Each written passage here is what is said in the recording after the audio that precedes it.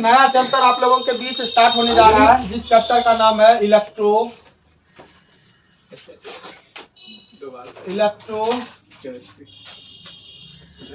Magnetic induction. Unit कौन सा sir? Unit book first का है, ठीक है, इलेक्ट्रोमैग्नेटिक इंडक्शन। ठीक है, इसको शॉर्ट में हम लोग क्या बोलते हैं? EMI। क्या बोलते हैं? EMI। अब वो EMI मत समझ लीजिएगा। कौन सा EMI जो हम लोग लोन में पे करते हैं, वो EMI नहीं, यहाँ इलेक्ट्रोमैग्नेटिक इंडक्शन हो गया। इसका हिंदी का नाम क्या है? और यहीं पर एक और नाम लिख दीजिए, और अल्टरनेशन। इसी का दूसरा नाम है नहीं, तो? अल्टरनेशन करंट, जिसको हम लोग क्या बोलते हैं शॉर्ट में? AC। अच्छा, इसको ही कहेगा ना वो चीज, अल्टरनेटर है उसका। इलेक्ट्रोमैग्नेटिक इंडक्शन की वजह से क्या क्रिएट होगा? अल्टरनेशन करंट, प्रत्यावर्ती धारा और दिष्ट धारा, बैटरी से बहने वाली धारा, दिष्ट धारा। और जो इलेक्ट्रोमैग्नेटिक इंडक्शन की वजह से उत्पन्न हो रहा है, तो उसको हम लोग क्या बोलेंगे? वहां भी डिस्ट और डीसी उत्पन्न होगा। वो डिपेंड करेगा सर्पल पर। किस पर? जनरेटर से कौन उत्पन्न होगा? सर्पल पर। सर्पल मतलब समझे? डीसी होगा। जनरेटर से डीसी बोल देता है। हाँ तो सर्पल समझ रहे हैं ना? डीसी वो भी बताएंगे, टेंशन नहीं लीजिए, सब कुछ खत्म होगा। देखिए, इलेक्ट्रोमैग्नेटिक इंडक्शन, इसका हिंदी क्या होता है? विद्युत चुंबकीय प्रेरण। विद्युत चुंबकीय प्रेरण, या फिर इसी को क्या बोलते हैं? और लिखिए, और यहाँ वही तो और का किसका है लगा है? एंड होगा रे। अल्टरनेशन करंट और प्रत्यावर्ती धारा।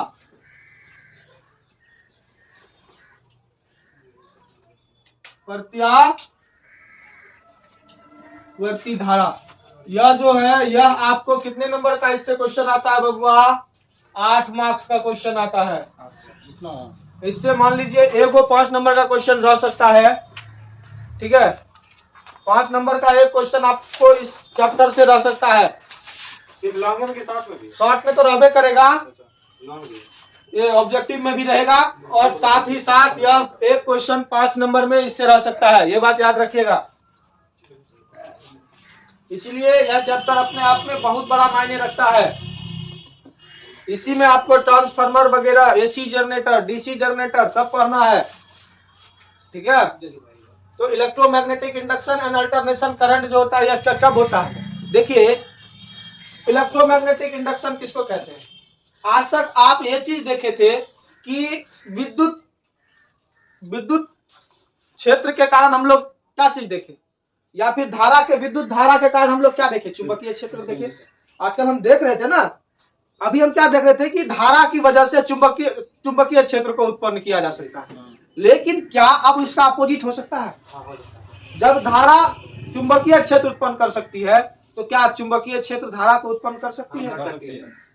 तो इस चैप्टर में हम उसी चीज को स्टडी करेंगे कि इलेक्ट्रोमैग्नेटिक वेव में कि क्या धारा, क्या चुंबकीय क्षेत्र किसको? धारा को उत्पन्न कर सकती है, इलेक्ट्रिक करंट उत्पन्न कर सकती है। ठीक है, तो उसके लिए हम लोग किस चैप्टर का उसमें पढ़ते हैं? इलेक्ट्रोमैग्नेटिक इंडक्शन, विद्युत चुंबकीय प्रेरण। ठीक है, चलिए, चुंबकीय क्षेत्र के द्वारा विद्युत ऊर्जा को इसका आती है। इसका पहले डेफिनेशन। प्रेरण क्या होता है? प्रेरण इंडक्शन होता है। मतलब इसका नहीं समझा। देखिए, जब कोई आप सापेक्षित गति करते हैं मैग्नेट और किसके बीच? कॉइल के बीच।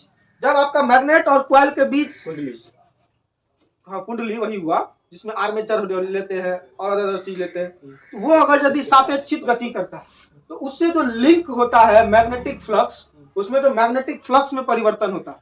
अब मैग्नेटिक फ्लक्स में जैसे परिवर्तन हुआ, तो वह कौन सा फ्लक्स में परिवर्तन होना ही क्या कहलाता है? धारा उत्पन्न करना।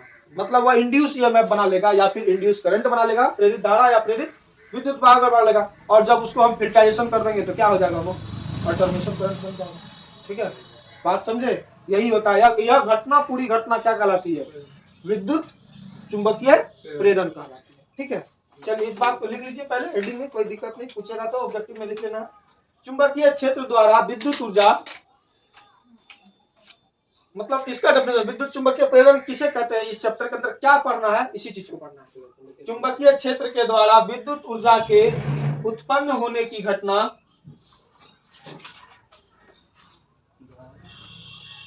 चुंबकीय क्षेत्र के द्वारा विद्युत ऊर्जा के उत्पन्न होने की घटना,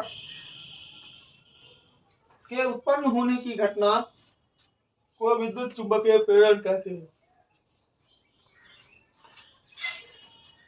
को विद्युत चुंबकीय प्रेरण कहते हैं। को विद्युत चुंबकीय प्रेरण कहते हैं। लिखिए, अब लिखिए विद्युत चुंबकीय प्रेरण। फर्स्ट स्टार्ट दीजिए। अभी इस चैप्टर का हम लोग क्या चीज देख रहे हैं, क्या सब है इस चैप्टर में? विद्युत चुंबकीय प्रेरण। देखो, जब किसी क्वाइल और मैग्नेट के बीच, किसके बीच? जब किसी क्वाइल का मतलब कुंडली का और मैग्नेट के बीच सापेक्षित गति होती है। सापेक्षित मतलब उसके रिस्पेक्ट में वो क्या करता है? वो गति करता है। आर्मेचर कुंडली। तो उस कंडीशन में क्या होता है कि उसके मैग्नेटिक फ्लक्स में परिवर्तन होता है। क्या होता है? और जैसे ही मैग्नेटिक फ्लक्स में परिवर्तन होगा तो वो मैग्नेटिक फ्लक्स परिवर्तन क्या कर लेता है? इंड्यूस ईएमएफ या फिर इंड्यूस करंट उत्पन्न कर लेता है। और जैसे इंड्यूस करंट और इंड्यूस ईएमएफ, और यही जो घटना है इसी को क्या बोलते हैं हम लोग? विद्युत चुंबकीय प्रेरण कहते हैं। देखिए इसी बात, जितना बात, हाँ, जितना बोले हैं, हाँ, जितना हो जाएगा। तो क्या दिक्कत है? देखिए, जब किसी क्वाइल तथा मैग्नेट के बीच, जब किसी क्वाइल तथा मैग्नेट के बीच सापेक्षित गति होती है,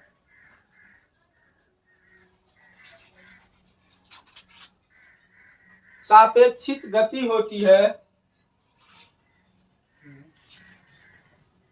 तब उस क्वाइल से संबंध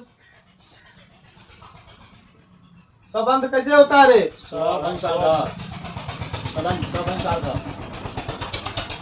संबंध, जिसको इंग्लिश में कहते हैं लिंक्ड। क्या कहते हैं? LINKED, linked. संबंध हो गया, संबंध नहीं, संबंध। लिंक्ड चुंबकीय फ्लक्स में परिवर्तन होता है। लिंक्ड चुंबकीय फ्लक्स में परिवर्तन होता है।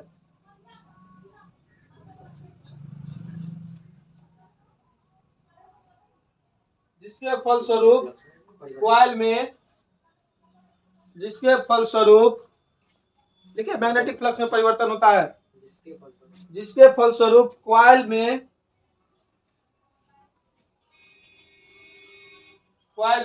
ईएमएफ या करंट उत्पन्न हो जाता है। ईएमएफ कैसे लिखते हैं रे? ईएमएफ या करंट। करंट मतलब क्या होता है? धारा उत्पन्न ईएमएफ तो विद्युत से हो जाता है। हाँ, विद्युत से ईएमएफ होता है। विद्युत से, हाँ, आपको नहीं पढ़ा? आप लोगों को भी तो पढ़ा है करंट इलेक्ट्रिसिटी में। ईएमएफ या करंट, ईएमएफ या करंट उत्पन्न हो जाती है, उत्पन्न हो जाता है। देखिए, इस ईएमएफ या करंट को, इस ईएमएफ या करंट को इंड्यूस्ड ईएमएफ, जिसको हिंदी में क्या बोलेंगे? प्रेरित। इंड्यूस करते हैं। हाँ, इंड्यूस का प्रेरित ईएमएफ या इंड्यूस करंट, प्रेरित धारा या इंड्यूस करंट कहते हैं। लिखिए, इस ईएमएफ या करंट को इंड्यूस्ड करंट या इंड्यूस्ड ईएमएफ कहते हैं। ठीक है, इस घटना को विद्युत चुंबकीय प्रेरण कहते हैं।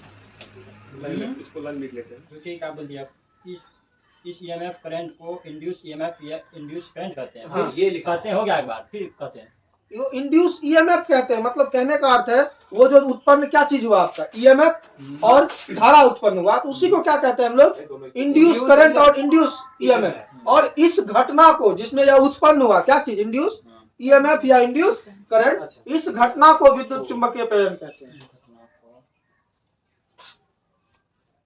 इस घटना को विद्युत चुंबकीय प्रेरण कहते हैं।